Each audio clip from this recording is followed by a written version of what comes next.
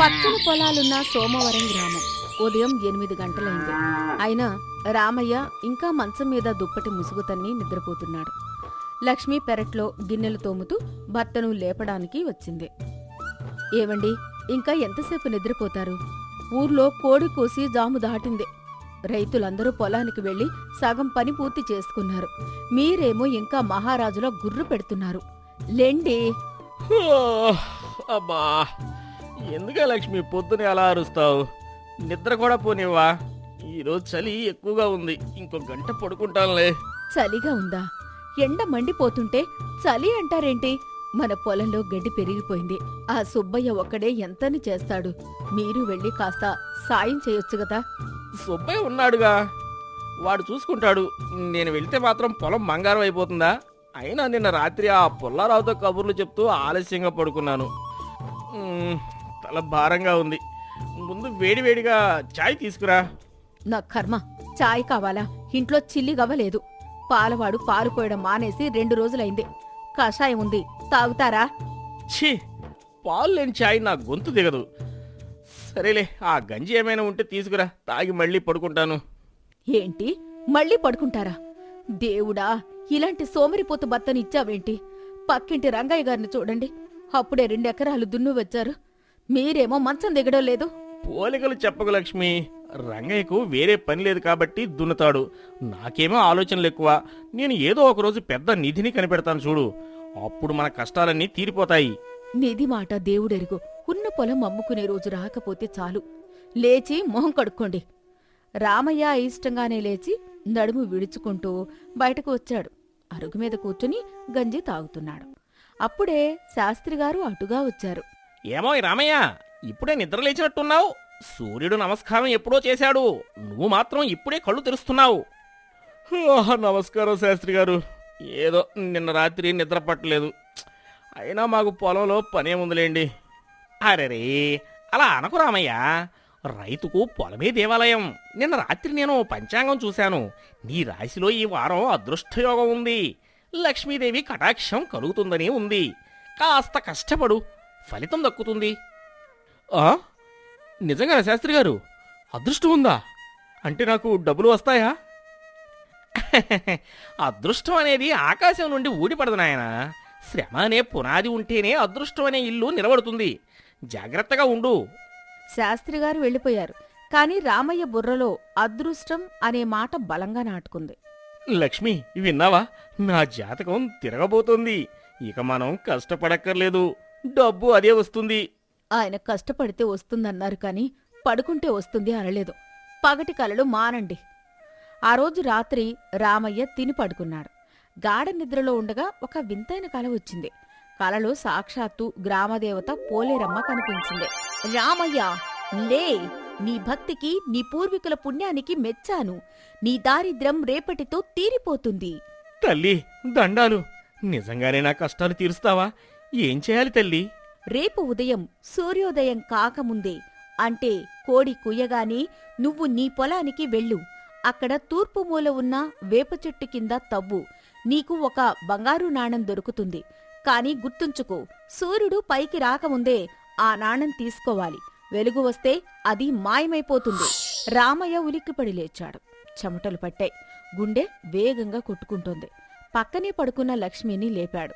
లక్ష్మి, లక్ష్మి, లక్ష్మీలే! అద్భుతం జరిగింది. ఏమైంది? దొంగలు పడ్డారా? అరే, దొంగలు కాదు పిచ్చిదానా. సాక్షాత్తు పోలేరమ్మ తల్లి నా కల్లోకి వచ్చింది. కల కదా, పడుకోండి, పొద్దున్నే లేవాలి. ఇది మామూలు కల కాదు లక్ష్మి. అమ్మవారు చెప్పారు, రేపు ఉదయం సూర్యోదయానికి ముందే మన పొలంలో వేప చెట్టు కింద తవ్వితే బంగారు నాణెం దొరుకుతుందట. మనం ధనవంతులం అయిపోతాం. నిజమా? అమ్మవారు చెప్పారా? అవును, ఖచ్చితంగా చెప్పారు. కానీ సూర్యుడు రాకముందే వెళ్ళాలి. మరి ఇంకేం, ఇప్పుడే బయలుదేరండి. ఇంకా తెల్లవారలేదు. ముహూర్తం బావుంది. వెళ్ళి తవ్వండి. ఇప్పుడేరా? ఇంకా చీకటిగానే ఉంది కదా. పైగా చలికి గడ్డ కట్టిపోతాను. కోడి కొయ్యనివ్వు, అప్పుడు వెళ్తాను. ఏవండి, అమ్మవారు సూర్యోదయానికి ముందే వెళ్ళమన్నారు కదా. ఆలస్యం చేస్తే అదృష్టం పోతుంది. లెండి, లాంతరిస్తాను. ఆగు లక్ష్మి, అంత తొందర ఎందుకు? పొలం మనదే, చెట్టు మనదే. ఆ నాణ్యం ఎక్కడికి పోతుంది? పాతి పెట్టిన సొమ్ము కదా. కాళ్ళు వచ్చి నడిచిపోదుగా. కొంచెం సేపు పడుకొని తెల్లవారుజామున వెళ్తాను.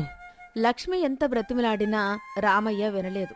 దుప్పటి ముసుగు తన్ని మళ్లీ పడుకున్నాడు. తెల్లవారుజామున 5 గంటలు. కోడి కూసింది. లక్ష్మి లేచి భర్తను కుదిపింది. ఏమండి, కోడి కూసింది. తూర్పున వెలుతురు రేఖలు వస్తున్నాయి. ఇకనైనా లేవండి, సూర్యుడు వచ్చేస్తాడు. అబ్బా, ఈ కోడికి పని పాట లేదు. అప్పుడే కూసిందా? సరే లేస్తున్నా. కానీ నిద్రమత్తు వదలడం లేదు. ముందు వేడి నీళ్ళు పెట్టు. స్నానం చేసి దేవుడికి దండం పెట్టుకుని వెళ్తాను. పవిత్రమైన పని కదా, మైల బట్టలతో వెళ్ళకూడదు. స్నానమా? ఇప్పుడు స్నానం చేస్తే గంట పడుతుంది. మొహం కడుక్కుని వెళ్ళండి చాలు. అరే, అలా ఎలా కుదురుతుంది? దేవుడిచ్చే వరం. శుచి శుభ్రం లేకుండా వెళ్తే అపచారం. నువ్వు వెళ్ళి నీళ్లు పెట్టు. రామయ్య స్నానం చేయడానికి అరగంట తీసుకున్నాడు. తర్వాత పూజగదిలో కూర్చుని అగరబత్తులు వెలిగించాడు. అప్పటికే బయట వెలుతురు బాగా వచ్చేసింది. సమయం 6 దాటుతోంది. ఏమండి, సూర్యుడు వచ్చేస్తున్నాడు. త్వరగా వెళ్ళండి, లేకపోతే నాణం మాయమైపోతుందని అమ్మవారు చెప్పారు కదా. నువ్వేమి భయపడకు లక్ష్మి. అమ్మవారు నా భక్తికి మెచ్చి ఇస్తున్నారు. 5 నిమిషాలు ఆలస్యమైనా ఏమీ కాదు. అయినా పొలంలో ఎవరు ఉంటారు? ఆ సుబ్బయ్య కూడా 8 గంటలకు వస్తాడు. నాణ్యం భద్రంగా ఉంటుంది. మీ అతి నమ్మకం నాకు భయం వేస్తోంది. పారా గుణపం తీసుకువెళ్ళండి. సరే సరే, వెళ్తున్నా. వచ్చేటప్పుడు బంగారు నాణ్యంతో వస్తా. అప్పుడు నీ నోరు మూయిస్తా. రామయ్య దర్జాగా పారా భుజం మీద వేసుకుని పొలం వైపు బయలుదేరాడు. అప్పటికే 6:30 అయింది. సూర్యుడు ఉదయించాడు. దారిలో రచ్చబండ దగ్గర అతని స్నేహితుడు పుల్లారావు కనిపించాడు. యారా రామయ్య, పొద్దున్నే పార పట్టుకుని యుద్ధానికి వెళ్తున్నట్టున్నావు. ఎప్పుడూ లేనిది ఈ రోజు పొలం మీద ప్రేమ పుట్టుకొచ్చింది. యుద్ధం కాదురా, అదృష్టం వేట. ఈ రోజు నా దశ తిరగబోతుంది, అందుకే వెళ్తున్నా. అవునా? ఏం జరిగింది? ఏమైనా లాటరీ తగిలిందా? లాటరీ కాదురా, అంతకంటే పెద్దది. దేవుడు కరుణించాడు. మా పొలంలో ఏదో ఉందట, అది తేవడానికి వెళ్తున్నా. నిజమా? అయితే ఓ 5 నిమిషాలు కూర్చో. ఆ చాయ్ తాగి వెళ్దు గాని విషయం పూర్తిగా చెప్పబోయ్. సరేలే, ఒక చాయ్ తాగి వెళ్తా. ఎలాగూ పొలం దగ్గరే కదా. రామయ్య పుల్లారావు టీ కొట్టులో కూర్చున్నారు.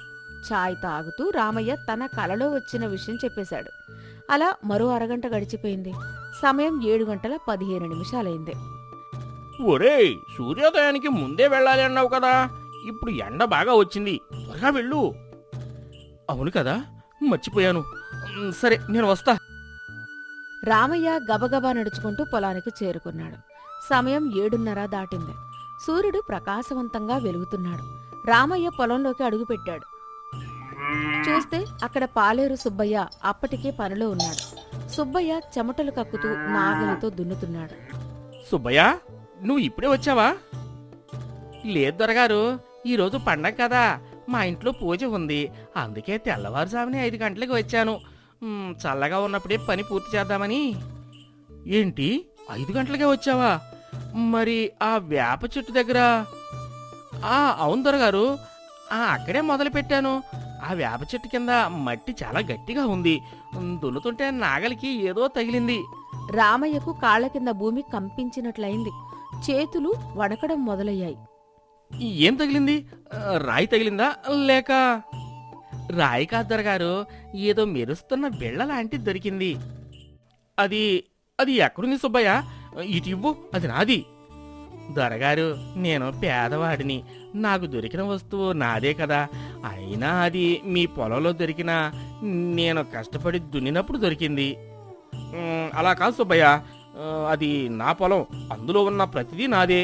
పైగా అమ్మవారు నా కల్లో వచ్చి చెప్పారు. అది నా అదృష్టం. అమ్మవారు మీకు చెప్పి ఉండొచ్చు దొరగారు, కానీ నేను సరిగ్గా సూర్యుడు రాకముందే చీకట్లో పని మొదలు పెట్టాను. అప్పుడే ఇది దొరికింది. మీరు ఇప్పుడు వచ్చారు. అంటే నా నాణ్యం నువ్వు తీసుకున్నావా? తీసుకోలేదు దొరగారు, ఇదిగోండి. సుబ్బయ్య తన జేబులో నుండి ఒక బంగారు నాణెం తీసి రామయ్య చేతిలో పెట్టాడు. అది తళతళ మెరుస్తోంది. రామయ్య ఆనందంతో దాన్ని తీసుకున్నాడు. అమ్మయ్యా, దొరికింది. అమ్మవారు నన్ను మోసం చేయలేదు. సుబ్బయ్య, నువ్వు చాలా మంచివాడివి. ఇది నాకు ఇచ్చేశావు. దొరగారు, బాగా చూడండి, అది బంగారు నాణెం కాదు. రామయ్య నిశితంగా చూశాడు. అది బంగారం రంగులో ఉంది కాని బరువు తక్కువగా ఉంది. దానిమీద తుప్పు పట్టిన గుర్తులున్నాయి. అది కేవలం ఒక పాత ఇత్తడి నాణం. ఏంటిది? ఇది బంగారం కాదు, ఇత్తడిది. సుబ్బయ్య, నువ్వు బంగారు నాణెం దాచుకొని నాకు ఇది ఇస్తున్నావా? అయ్యో లేదు దొరగారు, నేను అబద్ధం చెప్పను. నేను తవ్వినప్పుడు ఇది ఇలాగే ఉంది. కావాలంటే నా సంచి వెతకండి. రామయ్య సుబ్బయ్య సంచి, బట్టలు అన్నీ వెతికాడు. ఎక్కడా బంగారం లేదు. రామయ్య నిరాశతో కుప్పకూలిపోయాడు. దేవుడా, ఎందుకు ఇలా చేశావు? బంగారం ఇస్తారని చెప్పి ఇత్తడి ఇచ్చావా? రామయ్య బాధపడుతుంటే వెనక నుండి శాస్త్రిగారి గొంతు వినిపించింది. ఆయన పొలం గట్టు మీద నుండి ఇదంతా చూస్తున్నారు. రామయ్య, దేవుణ్ణి నిందించకు. ఆయన మాట తప్పలేదు, నువ్వే సమయం తప్పావు. శాస్త్రి గారు, అమ్మవారు బంగారం ఇస్తానన్నారు, కానీ నాకు ఇత్తడి దొరికింది. సుబ్బయ్య 5 గంటలకే వచ్చినా వాడికి కూడా ఇత్తడి దొరికింది కదా. లేదు రామయ్య, సుబ్బయ్యకు బంగారం దొరికింది. ఏంటి? ఎక్కడా? అది వస్తువు రూపంలో లేదు, ఫలితం రూపంలో ఉంది. సుబ్బయ్య తెల్లవారుజాముని లేచి సోమరితనం లేకుండా పనిలోకి వచ్చాడు. ఆ సమయంలో భూమిని దున్నడం వల్ల మట్టి బాగా గుల్లబారింది, తేమ నిలిచింది. ఈ సంవత్సరం ఈ పొలంలో బంగారం లాంటి పంట పండుతుంది. ఆ పంటలో సుబ్బయ్యకు వాటా ఉంది కదా, అదే వాడికి దొరికిన బంగారు నాణెం. మరి నాకు? నువ్వు సూర్యోదయానికి ముందే రావాల్సింది. అమ్మవారు చెప్పిన ముహూర్తం అంటే కాలం విలువ. నువ్వు బద్దకించి స్నానమని ఛాయని కాలక్షేపం చేశావు. సూర్యుడు వచ్చాక ఆ మాయా నాణెం దాని శక్తిని కోల్పోయి సామాన్యమైన ఇత్తడి ముక్కగా మారింది. లక్ష్మీదేవి సోమరిపోతుల దగ్గర నిలవదు రామయ్య, ఆమె చురుకుగా ఉండేవారి ఇంట చేరుతుంది. నిజమే దొరగారు, మా తాత చెప్పేవారు, నిద్రపోయేవాడికి కలలు మిగులుతాయి, లేచి పనిచేసేవాడికి ఫలితాలు మిగులుతాయి అని. అయ్యో, ఎంత తప్పు చేశాను. చేతికి అంది వచ్చిన అదృష్టాన్ని నా బద్ధకంతో కాలదన్నుకున్నాను. లక్ష్మి ఎంత చెప్పినా వినలేదు. ఇప్పుడు ఇంటికి వెళ్తే ఏమని చెప్పాలి? జరిగిందేదో జరిగింది, ఇప్పటికైనా మించిపోయింది లేదు. ఆ ఇత్తడి నాణ్యం నీ జేబులో పెట్టుకో, అది నీకు ఎప్పుడూ ఒక గుణపాఠంలా ఉంటుంది. రేపటి నుండి సోమరితనం వదిలేసి సుబ్బయ్యతో పాటు నువ్వు కూడా పొలంలో దిగు. నీ చెమట చుక్కలే బంగారు గింజలుగా మారతాయి. తప్పకుండా శాస్త్రి గారు, ఈ క్షణం నుండి నేను స్వామిని రామయ్యను కాదు, కష్టజీవి రామయ్యను. సుబ్బయ్య, ఆ నాగలిటివ్వు, మిగతా పొలం నేను దున్నుతాను. రామయ్య పట్టుదలతో నాగలి పట్టుకున్నాడు. ఎండలో చెమటలు కక్కుతూ పొలం దున్నడం మొదలుపెట్టాడు. అది చూసి శాస్త్రిగారు, సుబ్బయ్య సంతోషించారు. సాయంత్రం రామయ్య ఇంటికి వెళ్ళాడు. లక్ష్మి అరుగుమీద కూర్చుని ఆశగా ఎదురుచూస్తోంది. ఏమండి, వచ్చారా? ఏది, నాణం దొరికిందా? బంగారం తెచ్చారా? రామయ్య నవ్వుతూ తన జేబులో నుండి ఆ ఇత్తడి నాణెం తీసి లక్ష్మి చేతిలో పెట్టాడు. ఏంటిది? ఇది పాత ఇత్తడి బిళ్ళలా ఉందే, బంగారమేది? బంగారం నాణెం రూపంలో రాలేదు లక్ష్మి, బుద్ధి రూపంలో వచ్చింది. నా బద్ధకం వల్ల దేవత ఇచ్చిన అవకాశం పోగొట్టుకున్నాను. కానీ ఈ ఇత్తడి నాణెం నాకు కాలం విలువ నేర్పింది. ఇకపై నేను పొలంలో కష్టపడతాను. మన పొలమే మనకు బంగారం. రామయ్య మాటల్లో మార్పు చూసి లక్ష్మి ఆశ్చర్యపోయింది. భర్తలో వచ్చిన ఈ మార్పే తనకు నిజమైన బంగారం అనిపించింది. చాలండి, మీరు మారితే అంతే చాలు. పదండి, వేడివేడి అన్నం వండాను, తిందురుగాని. నీతి: కాలం ఎవరికోసం ఆగదు, గడిచిన క్షణం తిరిగి రాదు. సోమరితనం దరిద్రానికి మూలం. సమయపాలన, కఠోర శ్రమ ఉంటేనే అదృష్టం మన తలుపు తడుతుంది. కలలు కనడం కాదు, వాటిని నిజం చేసుకోవడానికి నిద్రలేవాలి. రంగస్థలం: కామేశ్వరరావు ఇల్లు, పెంకుటిల్లు. ముందు అరుగు, లోపల మట్టిగోడలు, పెరట్లో బావి. ఉదయం సమయం. కామేశ్వరరావు కంగారుగా అటూ ఇటూ తిరుగుతున్నాడు. కనకం లోపల నుండి వస్తుంది. ఓసే కనకం, ఏమే కనకం, ఇంకా ఎంతసేపే? పొద్దున్నే చెప్పాను కదా, ఈరోజు మన ఇంటికి ఎవరు వస్తున్నారు? కనకం చీర కొంగు నడుముకు చుట్టుకుంటూ, అబ్బబ్బబ్బా, ఎందుకండి అంత కంగారు? వింటూనే ఉన్నాను. ఆ సోమయాజులు గారు వస్తున్నారు కదా, దానికి అంత హడావుడి ఎందుకు? ఆయన మనిషే కదా, రాక్షసుడు కాదు కదా మింగేయడానికి. నోరు ముయ్యవే తెంగరిదానా. ఆయన సామాన్యుడు కాదు, ఊరి పెద్ద, పైగా మహాకోపిష్టి. భోజనం ఏమాత్రం తేడా వచ్చినా విస్తరి మొహానగొట్టి వెళ్ళిపోతాడు. మన పరువు బజారులో పడుతుంది. అందుకే చెబుతున్నా, వంట దగ్గర ఏ పిచ్చి పనులు చేయకు, జాగ్రత్తగా ఉండు. ఓహో, నా వంట గురించి మీకేం తెలుసండి? మా అమ్మగారు నాకు నేర్పించిన వంట లేదు. మీరు చూస్తూ ఉండండి. ఆ సోమయాజులు గారు వేళ్లు చప్పరించుకుంటూ తినకపోతే నన్ను అడగండి. నీ ప్రగల్భాలు ఆపు. అసలేం వండుతున్నావు చెప్పు ముందు. ఆయనేమో పాతకాలం మనిషి కదా, అందుకే గారెలు, వంకాయ కూర, ముద్దపప్పు, పరమాన్నం, పాయసం చేద్దామని అనుకుంటున్నాను. మంచిదే, కాని ఒక్క మాట గుర్తుంచుకో, గారెలు నూనెలో వేయించేవి కదా అని నూనె కక్కుతూ ఉండకూడదు. ఆయనకు అస్సలు నచ్చదు. అలాగే వంకాయ కూర మెత్తగా ఉండాలి, రాళ్లు తగిలినట్టు ఉండకూడదు. పరమాన్నం తీపి సరిగ్గా ఉండాలి. అర్థమైందా? అర్థమైంది బాబు, అర్థమైంది. మీరు వెళ్ళి ఆయనను తీసుకురండి. ఈలోపు నేను వంట పని కానిచ్చేస్తా. కామేశ్వరరావు బయటకు వెళ్ళాడు. కనకం వంటగదిలోకి వెళ్తుంది. అక్కడ పక్కింటి దుర్గమ్మ కిటికీలో నుంచి చూస్తుంది. ఏమే కనకం, ఈరోజు మీ ఇంట్లో విందు భోజనాలట కదా, గుమగుమలు అప్పుడే మొదలయ్యాయి. అవును దుర్గమ్మత్తయ్య, మా ఆయనగారు ఆ సోమయాజులు గారిని భోజనానికి పిలిచారు. అందుకే జాగ్రత్తగా వండుతున్నాను. మా ఆయన ఒకటే గోల, గారెల్లో నూనె ఉండకూడదు, వంకాయ మెత్తగా ఉండాలి అని. అవునే, సోమయాజులు గారు చాదస్తం మనిషి. నూనె ఎక్కువైతే అస్సలు ముట్టుకోరు. జాగ్రత్త మరి. అందరూ ఇదే చెప్తున్నారు, నూనె ఉండకూడదు, నూనె ఉండకూడదు అని. అసలు నూనెలో వేయించాక నూనె ఉండకుండా ఎలా ఉంటుంది? దీనికి ఏదో ఒక పరిష్కారం ఆలోచించాలి. నా తెలివితేటలు ఉపయోగించాలి. కనకం పిండి రుబ్బుతుంది. గారెలు వేయడం మొదలు పెడుతుంది. కళాయిలో నూనె కాగుతోంది. గారెలు వేసి తీస్తుంది. అవి ఎర్రగా వేగాయి. కనకం గారెను పట్టుకుని చూస్తూ, అమ్మో, ఇది ఎంత నూనె పీల్చిందో చూడు, చేతికి అంటుకుంటోంది. ఇలాగే వడ్డిస్తే ఆ సోమయాజులు గారు కోప్పడతారు. మా ఆయన నా మీద అరుస్తారు. ఈ నూనె పోవాలంటే ఏం చెయ్యాలి? బట్టలకు నూనె అంటుకుంటే ఏం చేస్తాం? సబ్బు పెట్టి ఉతుకుతాం, లేదంటే నీళ్లలో జాడిస్తాం. అవును, ఇదే సరైన మార్గం. కనకం గబగబా పెరట్లోకి వెళ్లి బావిలో నుంచి నీళ్లు తోడి ఒక గిన్నెలో పోస్తుంది. వేడివేడి గారెలను తీసుకెళ్లి ఆ చల్లటి నీళ్లలో ముంచుతుంది. హమ్మయ్యా, ఇప్పుడు చూడు, నూనంతా నీళ్లలో తేలుతోంది.